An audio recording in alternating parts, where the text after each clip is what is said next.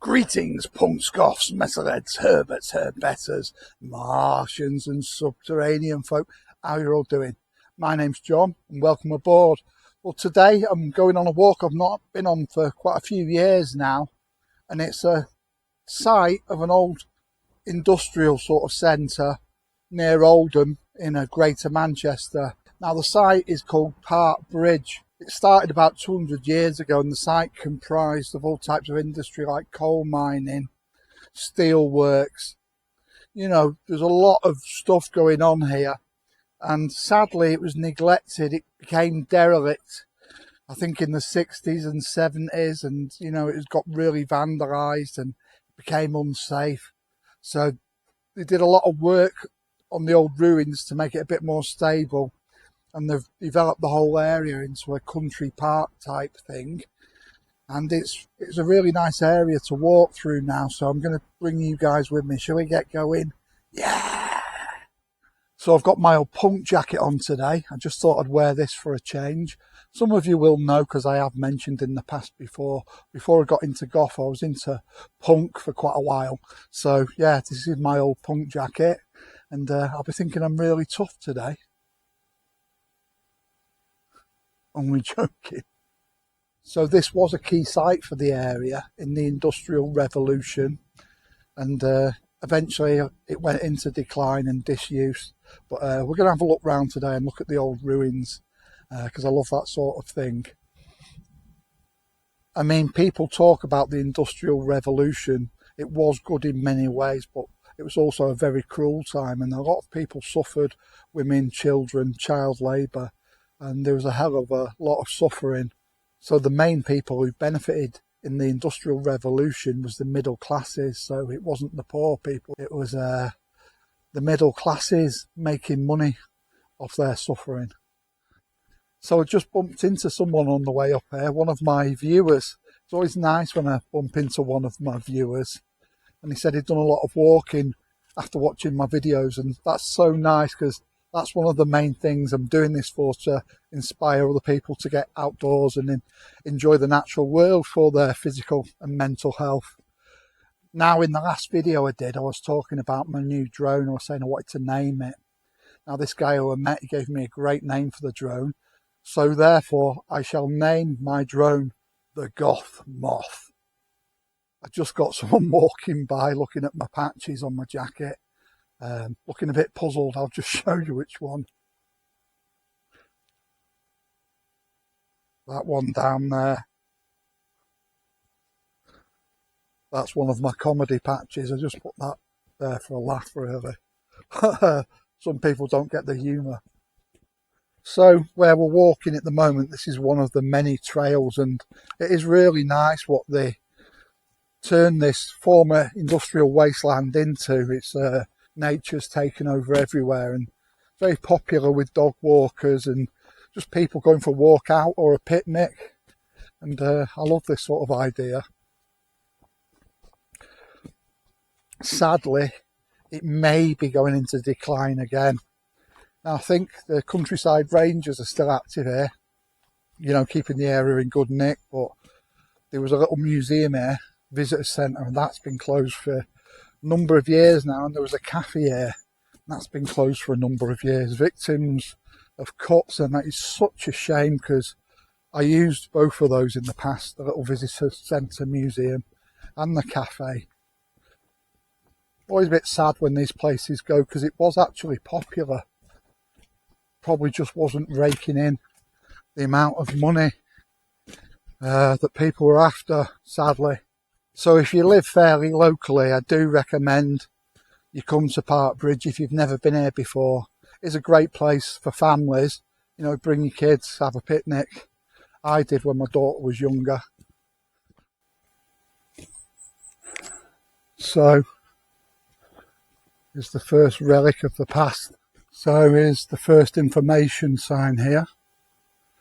So it says, it may be hard to believe as you stand in this peaceful spot today that this area was once a hive of industrial activity. Over the river on your left was the busy Fairbottom Colliery, and Fairbottom Bobs across the road below the workers' cottages. iron and coal was loaded onto barges on the Fair Bottom Branch Canal, and the narrow gauge tramway ran up the road to the busy Park Bridge Ironworks. And then it's going on the other side, it's saying go wild about Park Bridge. Shall we go wild? Yes, I think we shall. Take a little time to explore the varied countryside here at Park Bridge. Take a stroll by the river and look out for the dipper. This small dark bird with a white throat and breast is remarkable for its method of walking into and underwater in search of food. I've never seen one of those before. Glare up through the trees and you can spot the goldcrest, Britain's smallest breeding songbird. Take a quiet stroll in the early morning or evening and you may be lucky enough to see roe deer in the woodland clearings. The small shy deer have a very good sense of smell and hearing and feed on brambles, grasses and the leaves of young trees. So here we've got the sign for Fair Bottom Bobs, where it used to be, which was actually a steam engine, not a bottom. So go over the river now, this little bridge. It's a nice bridge.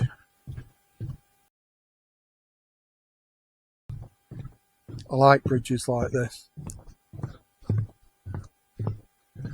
Welcome to Fair Bottom Bobs. So I'm actually going back over the bridge now, because over the bridge it's called Fair Bottom Bobs, and it's instead of a steam engine, which was removed, it's now a mountain bike trail. So a bit busy for me on there. Check out the old cobbled road, really old road. You'll notice here the cobbles are very, very flat, and that would have been for all the tons and tons of stuff coming along here in the industrial times. So with the sheer size and scale of this site, it's huge. And when it got derelict and neglected in the 70s and 60s, you can imagine what a job it was to clear it up and consolidate the remaining ruins. It must have been a huge job. But fair play to them, they've done it. And today, it's a lovely walk. This is one of those walks that I'd say it's a nice one because it's easy. It's an entry-level walk for all abilities. There's a car park across the road from the start of it, and yeah, I think most people will be fine with this one. Got a sign here in the bushes saying Bright Shop, which would have been one of the old buildings here. We've got a sign over here. So I don't think there's anything left of this building. It's just that big square where you can see. Just take a walk around, see what you can spot. So on the sign it's saying Design for Wildlife. Here at the site of the former Bright Shop we can demonstrate in a relatively small area it is possible to create a variety of wildlife friendly habitats and features. These places provide food, shelter and breeding spaces for the whole host of birds, insects and small mammals. It is hoped that as you stroll around you can take home ideas that will encourage a more diverse variety of wildlife into school grounds, community spaces and gardens. I don't think there's really anything left of the former Bright Shop. Got this little seating area which has been made from the stones from the site. And then go over here, it's saying the Bright Shop. It's saying 1907 the Bright Shop was built here on the site of the Wellington coal pit. Iron and steel bars were cleaned in the Bright Shop. Some bars were cleaned in turning machines that skims the surface scale. Others were lowered into tanks of boiling sulphuric acid in the pickling shops. Clean bars were passed through reeling rolls to leave them perfectly straight and bright, then greased to prevent rusting. Bright Shop bars were sent to the roller shop to be machined into rollers for textile machinery or sold to other manufacturers. And this is one of the features. It's been made into kind of a wildlife area. So this is actually the Bright Shop area. They've just left it sort of empty.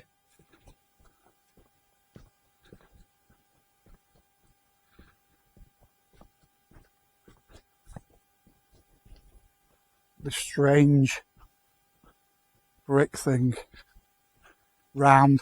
Wonder if that's something to do with the old coal pit, or a pickling bath for cleaning steel bars. Bit more of machinery there. Another relic. Some kind of rollers. Wonder if that's where they put the bars through.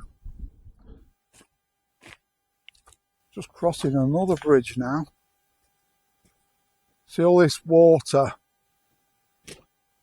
was all used in industry with the factories, mills and foundries. So we're just coming up to some of the ruins now. The ruins that have been stabilised, so we'll have a look. I'll just show you.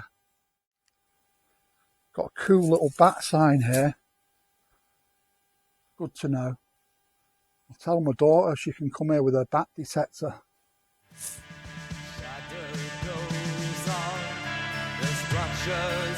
Rusting dreams in shattered frame, armored through the tide suns, west Prosecco, cooling main. These ruins hold the secrets of lives that dare to find. And don't see me feeling all I see inside.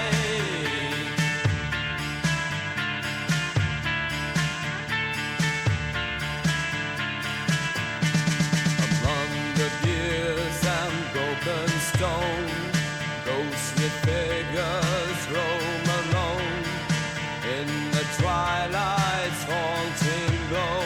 The stories of the lost bestow.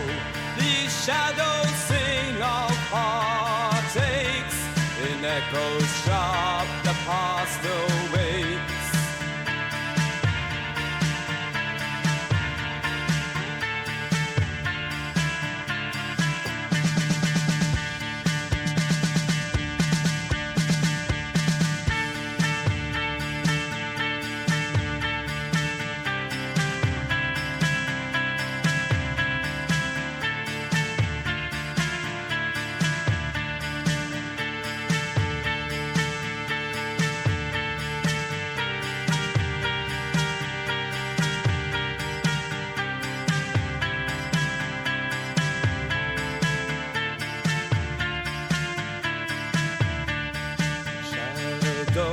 Of the structures, rusty dreams in shattered frame.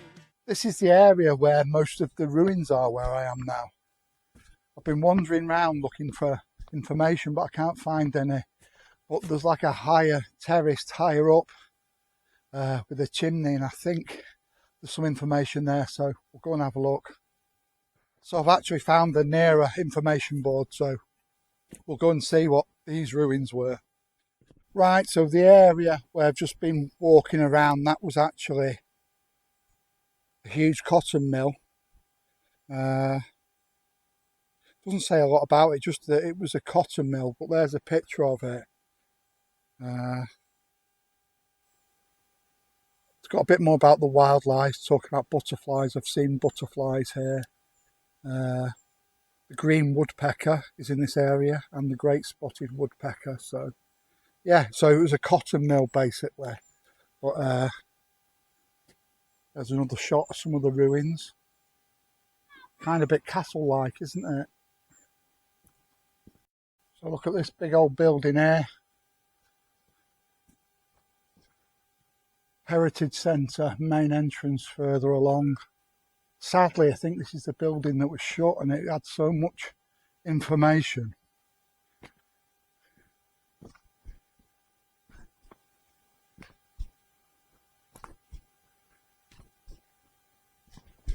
I've actually got the Parkbridge village ahead, which was the workers' houses, I think. Some more information. So we've got a sign here for the Parkbridge village. The Lees family owners of Parkbridge Ironworks built the village for their employees. Yeah, the workers' houses. Houses were allocated according to status. In front of you is Dingle Terrace. The forge manager lived at the largest house on the left, and the schoolmaster lived in the opposite, known as schoolhouse. So right up the hill is Dean Terrace. Here you can see Dean House. The village had its own church, school, institute and post office. So this was pretty good. As the Industrial Revolution goes, looks like they actually looked after the workers here, which is really nice to see. So we've got some more machinery here.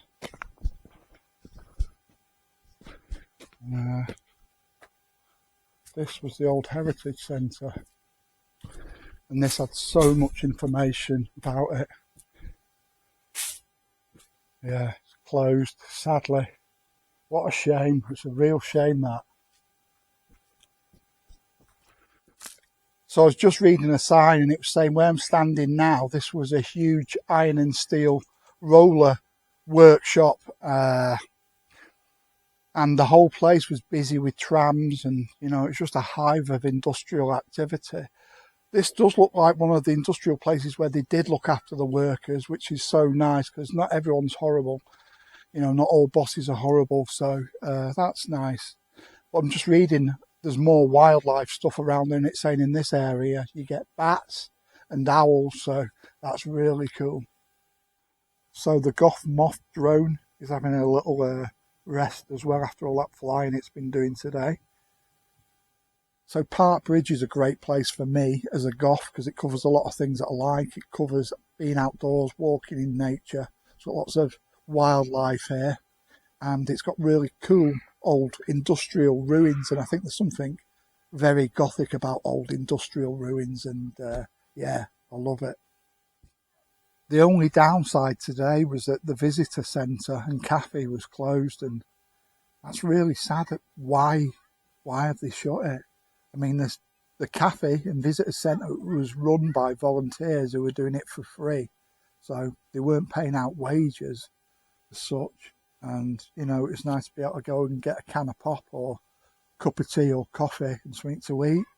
And they had toilets there. It's all gone now, so it's kind of the rotten apple in the barrel. I mean, being here and having a look round today, this area where I am, where all the ruins are, there's lots of open grass areas. I think this would be an excellent place to have sort of outdoor events, like outdoor steampunk events, with loads of stalls and stuff, or even, sort of medieval fairs and things like that, because it's just a cool outdoor area. It'd be nice to see it being used for things like that. This would also be a perfect place for coming. If you want a bit of quiet time, there's plenty of quiet little areas, little corners to sit down in and chill. And if you want to do a bit of mindfulness and relaxation, then I think this would be a perfect place to get away from it a bit and just enjoy a bit of chill time. So thanks for coming along with me today on this little adventure. I've really enjoyed it, and I hope you did too. If you did enjoy it, don't forget to give us a like and a subscribe. It really helps grow the channel. And until the next video, don't forget, be different, stay weird, stay free. Bye now.